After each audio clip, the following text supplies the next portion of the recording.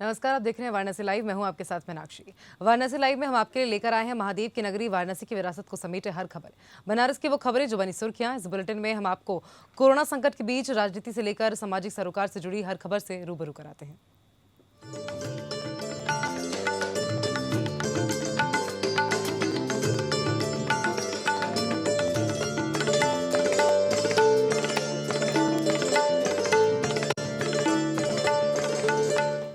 खबरों की शुरुआत करते हैं। वाराणसी व्यापार मंडल के अध्यक्ष अजीत सिंह बग्गा के नेतृत्व में शुक्रवार को व्यापारियों ने एसएसपी कार्यालय पहुंचकर अपनी समस्याओं से एसएसपी अमित पाठक को अवगत कराया है और अपना ज्ञापन भी सौंपा है। वहीं इस दौरान व्यापारियों ने पुलिस प्रशासन पर मनमानी और प्रताड़ित करने का भी आरोप लगाया है। वाराणसी व्यापार मंडल के अध्यक्ष अजीत सिंह बग्गा ने पुलिस प्रशासन पर आरोप लगाते हुए कहा कि तेलियाबाग व्यापार मंडल के संगठन मंत्री मोहन दास के पड़ोसी द्वारा जबरदस्ती उनके निजी मकान की दीवार पर मीटर लगने पर मोहन द्वारा क्षेत्रीय पुलिस को सूचित किया गया। वहीं जिस पर फैंटम से के सिपाही उन्हें ही चेतगंज थाने ले गए और वहां एसओ प्रवीण कुमार ने उनकी शिकायत कार्रवाई करने के बजाय उन्हें ही मारा और शिकायत वापस लेने को कहा। उन्होंने आरोप लगाते हुए कहा कि पांडेपुर व्यापार मंडल के कोषाध्यक्ष नरेंद्र सोनी के मुसीबत में डायल 112 करने पर भी मौके पर कोई पुलिस जवान नहीं पहुंचा। इसके अलावा जनसा बाजार जो कि ग्रामीण इलाके में पड़ता है, वहां पर स्थानीय पुलिस द्वारा हर दिन शाम को नाकाबंदी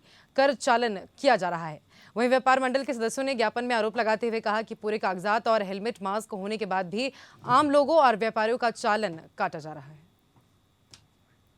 सारनाथ थाना अंतर्गत एसओ लगातार भ्रष्टाचार पे उतारू था और उसके खिलाफ भी एक एप्लीकेशन हम लोगों ने दी थी, जिसके ऊपर उन्होंने गलत रिपोर्ट लगाई। आज दोबारा पड़ी है, उन्होंने कहा उनको हटा दिया गया है। और दूसरा, तेलियाबाग में वहाँ के एसओ ने बिना बात सुने तेलियाबाग व्यापार मंडल के संगठन मंत्री को मारा। उनके खिलाफ हम लोगों ने यहाँ पर एप्लीकेशन दिया कि उनको हटाया जाए। और उसके अलावा पांडेपुर की रैकिंग का मामला था, रामनगर का था, सारी चीज़ों को रखा गया। वहीं यूपी कॉलेज के छात्रों का कॉलेज प्रबंधन सचिव को हटाने की मांग को लेकर धरना जारी है। राष्ट्रीय जयंती के मौके पर छात्रों ने यूपी कॉलेज के प्रवेश द्वार से लेकर कॉलेज के कैंपस में जगह जगह पर नारे लिखे और पोस्टर भी चिपकाए। वहीं छात्रों का आरोप है कि कॉलेज प्राचार्य ने हमसे बात बताया कि लेकिन वो कुछ भी साफ शब्दों में नहीं कर रहे हैं, सिर्फ बातों को गोलमोल घुमा रहे हैं। वहीं छात्र नेता विवेकानंद ने कॉलेज प्रशासन पर आरोप लगाते हुए ये भी कहा है कि आज मैनेजमेंट द्वारा एक टीम गठित कर प्राचार्य द्वारा 5 छात्रों को बुलाया गया था और गोल मटोल बातें करके हम लोगों को बरगलाने की कोशिश की जा रही थी।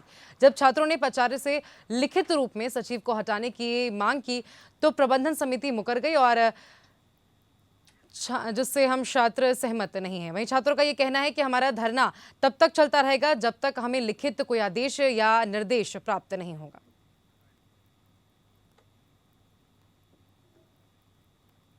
हमारे उदय प्रताप कॉलेज में जो प्रबंध समिति जो भ्रष्टाचारी लोग बैठे हैं, जो सचिव भ्रष्टाचारी नियुक्त हुए हैं, मैं उनके बर्खास्त के लिए उनको यहाँ से हटाने के लिए मैं आज अपने रक्त से माननीय मुख्यमंत्री जी को पत्र लिख रहा हूँ।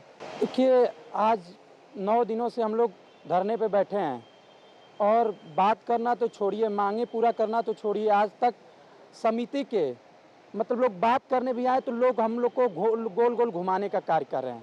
कोई एक कल जैसे हमारी वार्तालाप मैनेजमेंट के यहाँ कुछ लोगों से मीटिंग हुई थी, तो हमारे कॉलेज के 5 इकाइयों के प्रिंसिपल प्रचार लोग थे, जिसमें मीटिंग में हमें ये बुलाया गया और मीटिंग में ये बोला गया कि हम लोग की बैठक हुई है ऑनलाइन, जिसमें ये बात हुई है कि 25 दिन में या 20 दिन में फिर से मीटिंग होगी और माननीय जो वर्तमान समय में सचिव साहब हैं उनको बर्खास्त किया जाएगा और हटाया जाएगा। तो हमने माननीय प्राचार्य जी से कहा कि ये बताइए कि ठीक है, उनको हटाया जाएगा, लेकिन आप हमको एक लिखित आश्वासन दीजिए जिसके आधार पे जिससे तक पे मैं अपना धरना तोड़ने का काम करूंगा। वहीं समाजवादी पार्टी के नेताओं ने बुनकरों को आ रही समस्याओं के संदर्भ में कमिश्नरी सभागार पहुंचकर कमिश्नरों को ज्ञापन सौंपा है। इस दौरान जरूरत में ज्यादा संख्या में लोगों को देखकर कमिश्नर ने नाराजगी जताई है और उन्होंने तुरंत बढ़ी हुई संख्या को बाहर करने का निर्देश देते हुए समाजवादी पार्टी के नेताओं को कहा है कि जब हम अपनी मीटिंग वगैरह सोशल डिस्टेंसिंग के आधार पर कर रहे हैं तो आप लोगों को एक प्रतिनिधि मंडल के रूप में आना चाहिए था, न कि इतनी भीड़ लेकर आना चाहिए था। समाजवादी पार्टी का शीघ्र प्रतिनिधि मंडल बनारस में कमिश्नर से मिला, आयुक्त महोदय ने आश्वासन दिया है कि जो भी बुनकरों से संबंधित जो डिमांड आई है, जो मांग पत्र आपने सौंपा है, उसको हम शासन को अवगत कराएंगे। हम लोगों ने 6 सूत्रीय मांग कमिश्नर महोदय के सामने रखी है, उसमें कुछ सुझाव है और कुछ सरकार से मांगे हैं जो सरकार इस पत्र के माध्यम से कमिश्नर द्वारा वहां भेजा जाएगा लखनऊ, और माननीय उत्तर प्रदेश के मुख्यमंत्री शायद इस पर जरूर लेंगे, क्योंकि इसको पिछले दिनों आपने देखा कि बुनकरों ने लगातार अनिश्चित हड़ताल कर रखी है। वहीं लॉकडाउन के बाद बेरोजगार हुए युवकों को गैंग बनाकर लूट की घटनाओं को अंजाम देने वाले गैंग के 5 सदस्यों को वाराणसी के रोहिनिया थाने की पुलिस ने गिरफ्तार करने में सफलता हासिल की है। वहीं शुक्रवार को ग्रामीण पुलिस अधीक्षक MP सिंह ने खुलासा करते हुए बताया है कि बीते 28 अगस्त को रोहिनिया क्षेत्र के एक ढाबे पर कुछ युवकों द्वारा एक बस कंडक्टर की बैग छीन ली गई थी और जिसमें सवारियों से प्राप्त पैसा, टिकट और मशीन भी था। इसके अलावा बीते 1 सितंबर को रोहिनिया क्षेत्र में ही वसूली कर लौट रहे एक सेल्समैन का बैग भी कुछ लोगों द्वारा छीन लिया गया था। वहीं पुलिस द्वारा तफ्तीश के दौरान इस दोनों घटनाओं में पकड़े गए 5 अभियुक्तों की पुष्टि की गई है। वहीं रोहिनिया पुलिस ने तत्परता दिखाते हुए 5 अभियुक्तों को गिरफ्तार कर उनके पास से लूटे गए बैग, मशीन, टिकट, नगद और अन्य सामग्री भी बरामद कर ली है।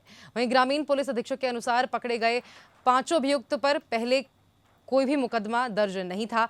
वहीं इन 5 द्वारा पहली बार लूट की घटना को अंजाम दिया गया है। साथ ही इस लूट की घटना में शामिल एक अभियुक्त मुंबई से और एक गोवा से लॉकडाउन के दौरान नौकरी छोड़कर वापस रोहिनिया गांव लौटा था।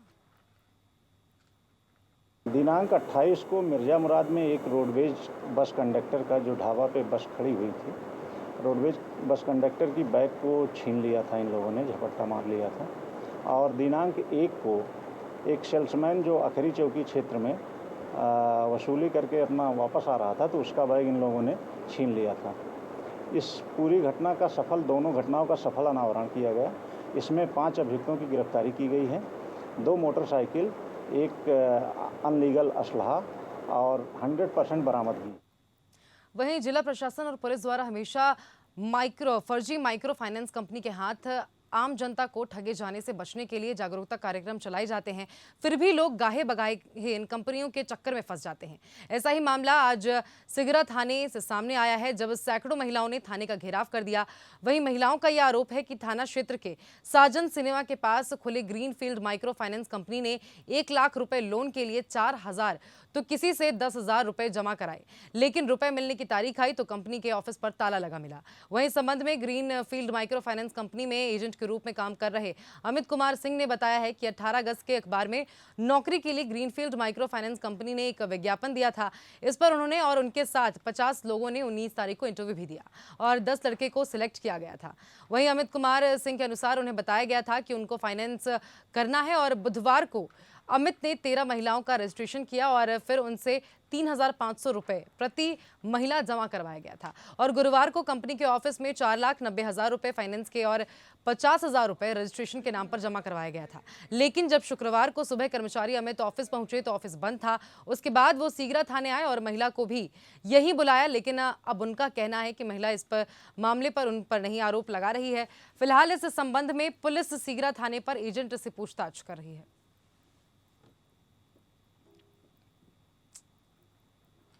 अकाउंट में लोन पास होने से पहले बताना था कि ये सारी चीज़ें हैं। हम लोगों ने कल के दिन लगभग 13 लोगों का रजिस्ट्रेशन हुआ था, 300 रुपये लिया था। फिर 3,500 रुपये हम लोगों ने सबसे 13 लोग हैं, उसमें टोटल 140 लोग हैं, तो उन लोगों का 3,500 रुपये हम लोगों ने लाके ऑफिस में कलेक्शन किया, कलेक्ट किया। सबका आधार कार्ड, सबका बैंक का पासबुक हम लोगों ने लाके दिया।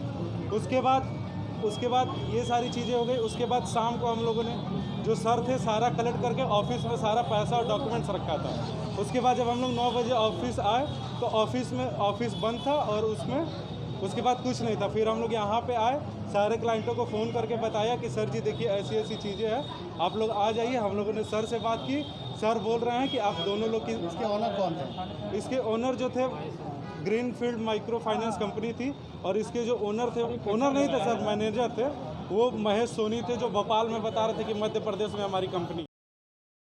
कैंट विधायक सौरभ श्रीवास्तव इन दिनों लगातार जन सामान्य की समस्याओं के निस्तारण के लिए अपने क्षेत्र का निरीक्षण कर रहे हैं।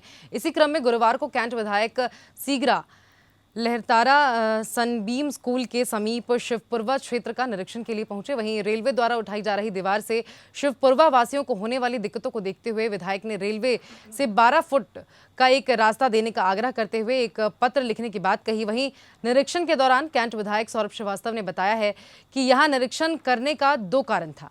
पहला, शिवपुरा बस्ती की जल निकासी का पानी बरसों पहले अनियोजित कार्य में पोखरे में ही सीवर और नाले को मिला दिया गया था। अगर निगम और जलकल विभाग के लोगों को कहा गया है कि जितने भी नाले और सीवर हैं उन्हें उनकी कैपेसिटी के अनुसार पाइप लगाकर मिला दिया जाए। वहीं दूसरी वजह यह है कि शिवपुरा बस्ती में काफ़ी सरकारी गलियां हैं और जिससे आपातकालीन के समय यहां एम्बुलेंस भी नहीं आ सकती है और ऐसे में रेलवे की योजना के तहत इस जगह का भी सुंदरीकरण होगा। तो मैंने रेलवे से ये निवेदन किया है कि इस पूरी परियोजना के बीच एक 12 फीट का रास्ता यहां बनाया जाए ताकि आपातकाल के समय एम्बुलेंस आसानी से यहां आ जा सके। देखिए, यहाँ आने के आज 2 विषय हैं। 15 वर्षों के सपा बसपा के शासनकाल में पूरी तरह से अनियोजित विकास हुआ। जो भी, या तो विकास हुआ नहीं हुआ तो अनियोजित हुआ। बहुत गलत तरीका है ये, किसी मोहल्ले की सीवर लाइन डलवा के उसे पोखरे में मिला दिया जाए। पर वर्षों पूर्व शिवपुरवा की सीवर लाइन इसी पोखरे में मिला दी गई थी। ये ठीक नहीं है, इससे इस क्षेत्र में बड़ी गंदगी रहती थी। रेलवे के अधिकारी, नगर निगम के अधिकारी और जलकल के अधिकारी, ये संयुक्त दौरा था। भाजपा के पार्षद, स्थानीय पार्षद सब हम लोग यहाँ आए। हमने ये तय किया कि जो सीवर लाइनें पोखरे में मिलाई गई हैं, जो नाला पोखरे में मिलाया गया है, कैपेसिटी के आधार पर जितने चौड़े पाइप की आवश्यकता लगे उतना चौड़ा पाइप लगा के प्रॉपरली नाले से मिला दिया। वहीं डॉक्टर काफिल के रिहा होने पर कांग्रेस अल्पसंख्यक विभाग ने कोर्ट के निर्णय का स्वागत करते हुए खुशी जाहिर की है। उत्तर प्रदेश कांग्रेस कमेटी अल्पसंख्यक विभाग के पूर्व प्रदेश महासचिव हसन मेहंदी कब्बन ने कहा है कि हजारों बच्चों की जान बचाने वाले गरीब कमजोर की मदद करने वाले डॉक्टर काफिल को सरकार ने जेल भेजने का काम किया था। उन्होंने कहा कि डॉक्टर काफिल की रिहाई के लिए कांग्रेस अल्पसंख्यक विभाग वाराणसी सहित पूरे प्रदेश के साथ आंदोलन चला रही थी। वहीं कोर्ट ने डॉक्टर काफिल पर से रसूखा जैसी गंभीर धारा को हटाकर उन्हें रिहा किया है, जो स्वागत योग्य कदम है।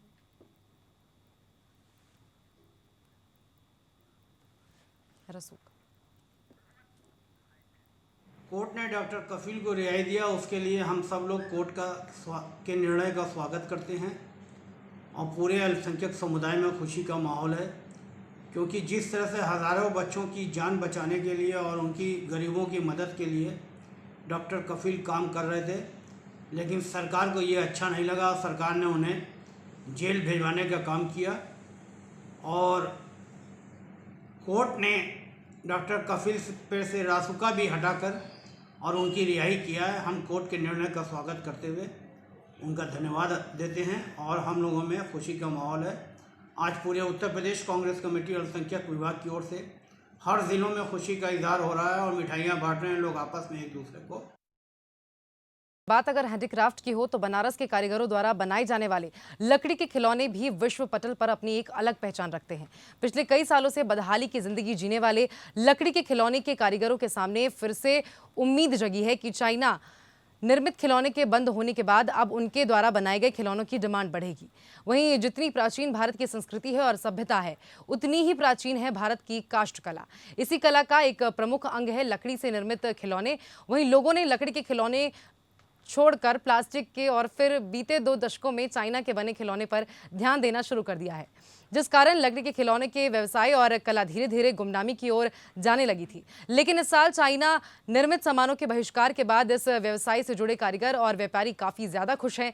वहीं लकड़ी के खिलौनों के कारीगरों का कहना है कि जिस प्रकार भारत के लोगों ने चाइना में बनी सामानों का बहिष्कार किया है, उससे अब हम लोगों को ये उम्मीद जगी है कि ये काष्ठ कलाकारी पुनर्जीवित हो जाएगी और एक बार फिर उसकी लोकप्रियता देश विदेश में बढ़ेगी। देखिए, मोदी जी हमारे गुरु जी हैं, बहुत अच्छा काम कर रहे हैं। उसके लिए हम लोग बहुत तहे दिल से उनके आभारी हैं, बनारस की जनता। और मैं जो आपने बताया कि यहाँ पे क्यों रेट कम नहीं हो रहा है, उसमें तो सर थोड़ा सा तकलीफ़ हम लोग को है, जो कि हम बोलना नहीं चाहते थे लेकिन फिर भी बोल दे रहे हैं। क्योंकि 40 साल से जो बुनकर भाई को बिजली में एक फिक्स रेट पर 120 रुपया पर किलोवाट का बिजली मिलता है, हम लोग को उसी को जो 3500 रुपया 3000 रुपया पर किलोवाट पे करना पड़ता है। इससे यहाँ के उद्योग में बहुत बड़ा गिरावट आई है, बहुत लोग इसको पलायन कर गए हैं। अगर सरकार इसको ध्यान देगी, हम लोग के लिए बिजली में और या सोलर के लिए करके जिस तरह से बुनकर को 50% राहत दिया हुआ है, हमको भी अगर देगी तो ये उद्योग बहुत ज़्यादा पनप जाएगा और वो जो अपना पुराना जो लोग भागे हुए हैं इस छोड़ के कलाकार को, वो फिर से वापस आएंगे। सब तरह खिलौना बनते हैं, कोई भी खिलौना बना सकते हैं। बाहर जाता है, यहाँ बिकता है, विदेश जाता है और बहुत दिन से काम हो रहा है। बहुत तरह से काम होता है, पहले हाथ होता रहा और मशीन हो रहा है।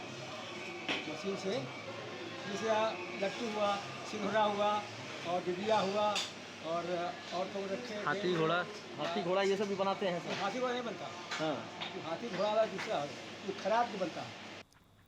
अक्सर अब खबरों में सुनते हैं कि दुश्मन ने पीछे से हमला कर हमारे जवानों को शहीद कर दिया। अब धोखे से वार करने वाले जवानों को भी मुंहतोड़ जवाब मिलेगा। इसके लिए काशी की बेटी और अशोक इंस्टीट्यूट की छात्रा अंजलि ने रोबो हेलमेट तैयार किया है, जो पीछे से हमले की ताक में बैठे दुश्मनों से जवान को अलर्ट करेगी और उन धोखेबाजों को खत्म करने में अहम योगदान भी देगी। ये रोबो हेलमेट दुश्मन पर गोलियां भी दाग सकता है। इस हेलमेट को सिर पर पहनने के साथ जमीन पर भी रख कर चलाया जा सकेगा। वहीं अंजलि ने बताया है कि ये विशेष रोबो हेलमेट वायरलेस टेक्नोलॉजी से लैस है और इस हेलमेट का एक वायरलेस फायर ट्रिगर है जो रेडियो फ्रीक्वेंसी की मदद से हेलमेट में लगे बैरल से जुड़ा होता है। वहीं इस ट्रिगर को किसी भी तरह से राइफल गन के ट्रिगर के पास लगाया जा सकता है। अगर धोखे से कोई दुश्मन पीछे से हमला करने की कोशिश करता है तो उसे हेलमेट जवान को अलर्ट कर देता है। वहीं जिसे समय रहते वायरलेस ट्रिगर की मदद से रोबो हेलमेट गन के पीछे हिस्से में लगे बैरल से फायर कर जवान अपना बचाव कर सकेगा। वहीं छात्रा ने यह भी बताया है कि इसके साथ ही एक वायरलेस रिमोट की मदद से इस रोबो हेलमेट को दुश्मन के एरिया में भी भेजा जा सकता है और गोलीबारी की जा सकती है। मेरा नाम अंजलि श्रीवास्तव है। मैंने एक रोबो हेलमेट तैयार किया है हमारे देश के जवानों की सुरक्षा के लिए। इस रोबो हेलमेट की खासियत ये है कि ये हमारी दोनों तरफ से फायरिंग करता है। कभी भी हमारे जवान को अगर पीछे कोई दुश्मन अगर उन पर अटैक करता है तो पीछे एक सेंसर के जरिए उनको एक सूचना मिल जाएगी कि उनके पीछे कोई उनका दुश्मन है, तो वो अपने एक रिमोट की मदद से पीछे भी फायरिंग कर सकते हैं। इसके साथ साथ इसमें अगर हमारे जवान घायल हो जाते हैं और वो इस अवस्था में नहीं रहते हैं कि वो खुद फायरिंग और लड़ सकें आगे, तो ये हमारा हेलमेट रोबोट का काम करेगा और खुद जाके दुश्मनों को मारेगा। और इस रोबोट को बनाने में मुझे कुछ 2 महीने का समय लगा है। इस रोबोट की कीमत कुछ 8 से 10 हज़ार के बीच में आई है। और इसी के साथ वाराणसी की खबरों में बस इतना ही। देश प्रदेश की तमाम खबरों के लिए आप बने रहिए हमारे साथ।